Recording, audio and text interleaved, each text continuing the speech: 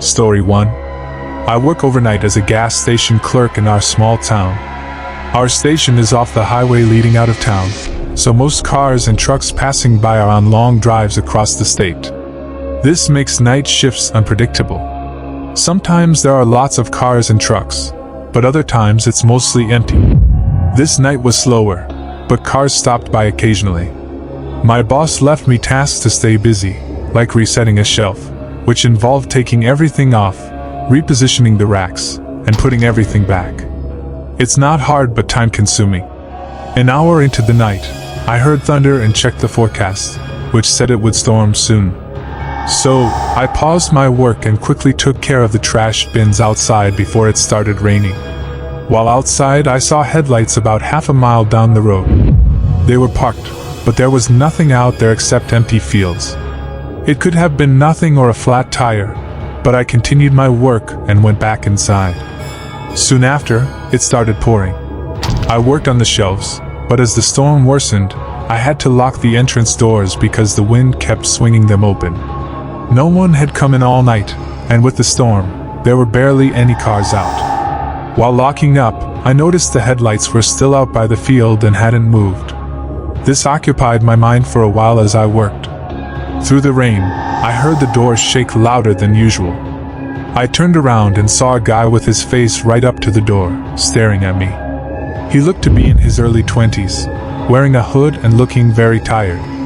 I unlocked the door and opened it for him, commenting on the bad weather, but he ignored me. He just stood there, water dripping from his face, then walked past me and started walking through the aisles like a normal shopper. Confused by his behavior, I went around the counter and waited for him to be done. He walked around for a few minutes, glancing at me a couple of times, before leaving. I don't think he stole anything, he just walked around and left. Considering the weather, this was unusual and almost creepy. I looked out the window and saw the man walking past the gas pumps and out to the road. He stopped on the corner, and a moment later, the headlights down the road started moving, coming toward the gas station and stopping next to the guy. As I watched, the front doors started swinging open again, reminding me to lock them. I then watched from the door as the guy walked back toward the gas station, and the car followed, driving into the parking lot. They parked by the front, and another man got out. Both walked up to the door, and the first man pushed on it, expecting it to be unlocked. He got angry when it didn't open. I was only a couple of feet from the door, but he banged aggressively on it while looking right at me. This was beyond normal behavior, so I ran to the desk and triggered the alarm to notify the police. They tried kicking the door down for a few minutes before getting in the car and speeding away. Before the police arrived, everything felt unreal with only the sound of the storm outside. There was no doubt about what was about to happen, but it didn't make it any less terrifying.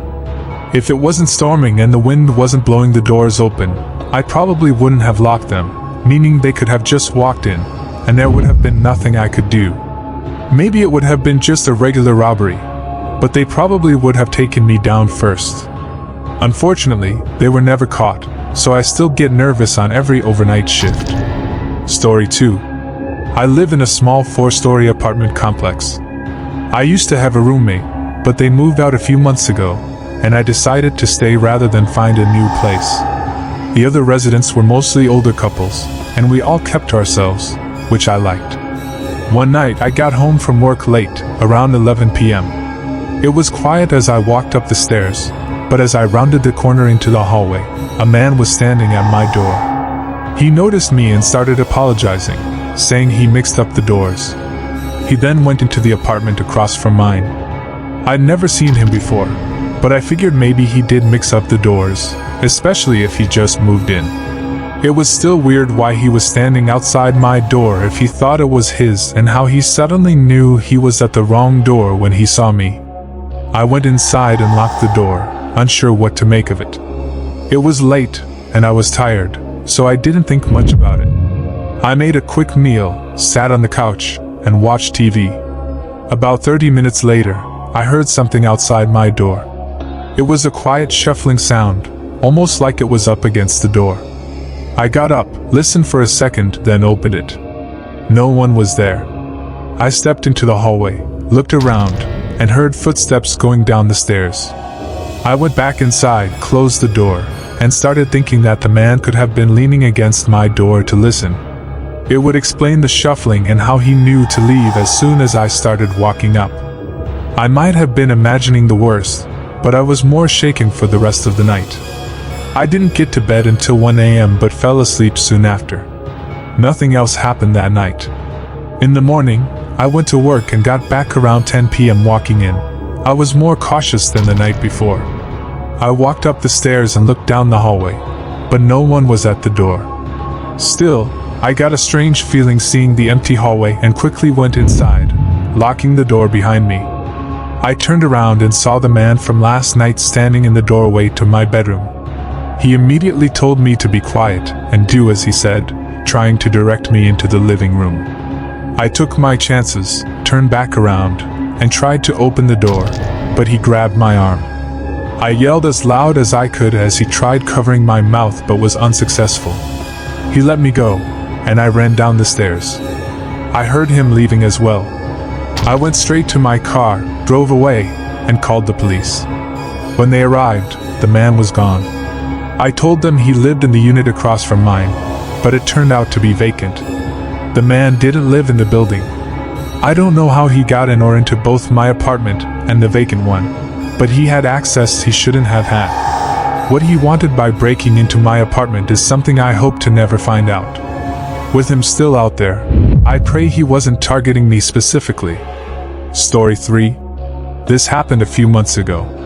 I'm 26 and live alone in a small house. It was my day off, so I was at home, trying to relax and enjoy the day. It was about 5 p.m., and I had just started cooking dinner when a knock came from the front door. I put everything down and went to the front. There was a man on my porch, and behind him was a small gray van parked on the curb. I opened the door. "How can I help you?" The man had a delayed reaction but then said he was doing free home inspections in the neighborhood and offered me a free inspection for my house. His monotone voice and blank expression made it seem sketchy, so I said I was okay and closed the door. I went back to the kitchen and continued cooking, but after a few minutes, I started getting a weird feeling about the man. I walked to the front to make sure he'd driven away, but he was still on my porch, staring at the door and not moving. By now, I was sure something was wrong with him. Maybe he was drunk or high, or just not mentally there. Not wanting to take risks, I called the police to report the strange man. They said an officer would arrive in a few minutes, so I went back to watch him. About a minute later, he walked off my porch, got into his van, and drove away just before the officer arrived. The timing was unfortunate, but I was just happy he was gone. I gave the description to the officer and went back to trying to enjoy the rest of my night. A couple of hours passed with no more conflict. It was around 10:30 or 11 p.m., and I was resting in my bed on my phone. Through the open window, I heard the rattling sound of an old vehicle parking outside. Once I heard someone getting out, I quickly went to the window. It was that same van, but I didn't see the man. He must have rushed away as soon as he got out. I quickly called the police, but after reporting it, I heard a loud thump downstairs. I could almost feel the walls shake, so I knew the man was trying to break in. I opened my bedroom door, went into the hallway, and looked down the staircase, trying to listen. It was eerily quiet. I walked down a few steps and looked around. All the lights were off, but I saw the curtains by one window slightly swaying. Looking closer, I saw the window had been forced open. My whole body tensed up as I tried to control myself, knowing the man was likely in my house. I carefully and quietly went back up the steps and hid in the bedroom closet. I didn't hear anything until a few minutes later when 2 officers knocked on the front door. I ran down and let them in. It only took a few seconds for the officers to find the man hiding behind the kitchen counter. He gave up without a fight, but he was holding a large hammer, which he used to force open the window. When tested at the station, he wasn't high or drunk but still had that vacant personality. He never said his intentions, almost like he didn't remember anything.